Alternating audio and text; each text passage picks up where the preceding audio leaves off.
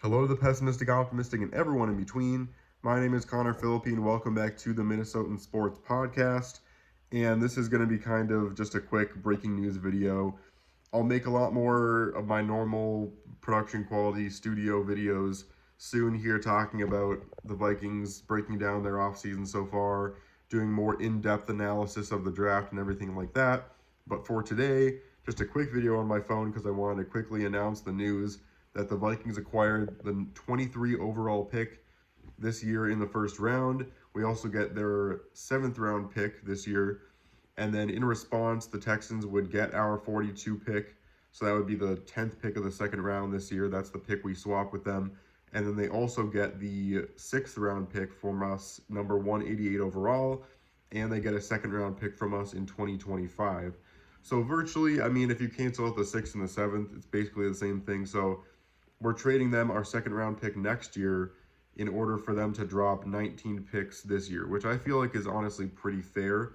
It's a trade that I think both sides can benefit from. The Texans are in a much better cap situation than us and have their quarterback of the future on a rookie contract.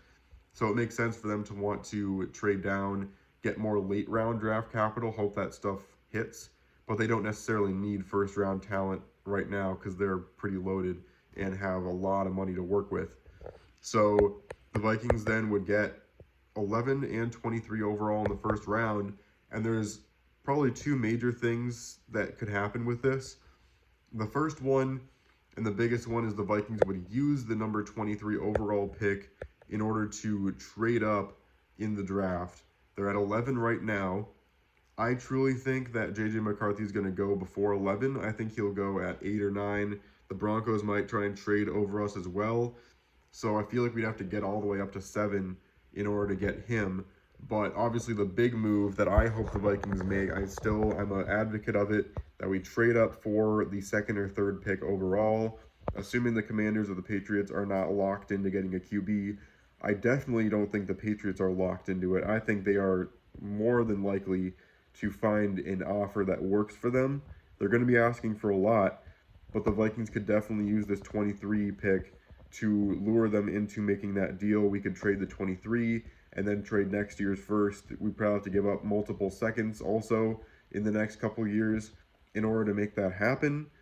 And we'll probably have to give up this year's, we'll see what else we have to give up this year. But I'm an advocate for it. I feel like if the Vikings trade up and give up that much draft capital and pick a guy that ends up being like a Trey Lance, and let's say we draft Drake May at number 3 and he ends up being a total bust, I will not fault the Vikings organization for making that decision because it was worth it to take a risk to try and turn this franchise around. We are a team that is still in a pretty good situation besides the quarterback situation. I feel like if we bring in a QB that can potentially be good in the next couple years, we can reload and not rebuild. We can re-sign Jefferson. We have some of the most cap space in the entire league next year. There's so many things we can get going with that. I just feel like we have to pounce on this. We have to try and get our QB of the future, and taking a risk on a guy that could potentially bring us to that next level is worth it at this stage. So I would love for us to trade up. The other opportunity also is that we could stick at 11 or maybe even trade down at 11 if we end up not getting J.J. McCarthy. And then at number 23, we would get either Michael Penix or Bo Nix. And the Vikings are aware that that would be them kind of reaching for a QB. I don't feel like that's a very good decision to reach for a guy like Bo Nix or Michael Penix. First of all, no Bo Nix, in my opinion. No Bo Nix at all. His odds are panning out, I honestly think, are pretty low. Bo Nix has pretty much all the red flags that Christian Ponder did. I feel like we're going to get another Christian Ponder if we draft Bo Nix. He's got that. First of all, his major criticism is that he can't throw very well down the field. So no. The long story short, no, I don't want him in our organization if he can't throw down the field. If that's one of the major criticisms of his draft grade, is that he can't throw down the field, then what are we even doing? And so for him, it's a big red flag. Also, the fact that he played in such a college type scheme, which is never great for trying to implement someone into the NFL. No Bo Nix, in my opinion. I would love to get Penix, except for the fact that his injury history is just so massive. And I'm so concerned about using that much draft capital to draft a guy that might not even be able to play in the long run.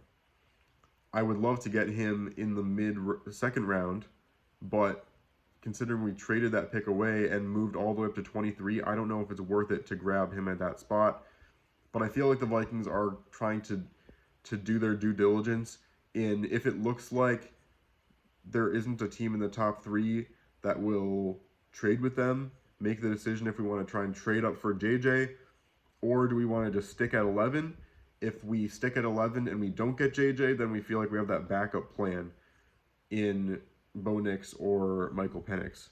And so I like having the multiple options. I certainly still hope that we trade up, but you know, I'm not going to fault the organization if we don't, because I just feel like there's so many chances that we want to trade up, but the Patriots are either asking for an absurd amount, or maybe they just don't even want to. Maybe they're like in love with Drake May or Jaden Daniels and decide, okay, you know what? We said we were going to shop this pick. We're not going to go for it now. Sorry. So there's just so much we don't know what's going on within the organization that who knows what's going to happen. And it's going to be a really interesting draft because this is probably going to end up being insane. I might end up very frustrated. I might end up being very happy with how it pans out, but we'll have to see. So let me know in the comments what you think about the Vikings acquiring the 23 overall pick, potentially some draft capital, or a backup plan to potentially not getting J.J. McCarthy and maybe drafting a second-round QB talent in the first round and just taking that risk and making that reach. Let me know what you think we should do. And it's going to be a very interesting draft, and it starts in about a month and a half here. So we're getting close. But thanks so much for watching this video. Please like and subscribe, and I'll see you on the flip side.